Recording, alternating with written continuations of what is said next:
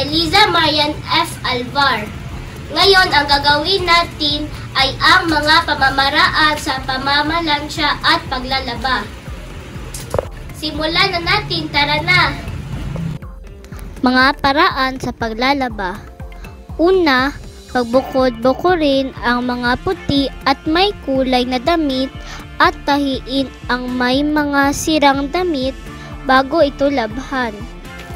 Pangalawa, ibabad ang mga damit sa tubig na may sabon upang lumambot ang pagkakakapit ng mga dumi sa mga damit. Pangatlo, sabuning mabuti ang mga damit lalo na sa kwelyo, manggas, likod at laylayan.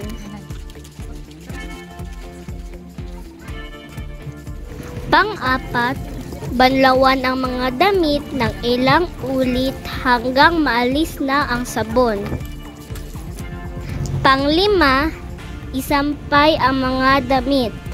Ang mga puti ay sa bahaging mainit at ang may kulay ay sa lugar na hindi gaanong nasisikatan ng araw. Mga paraan ng pamamalansya. Una, ihanda ang paplansyahin.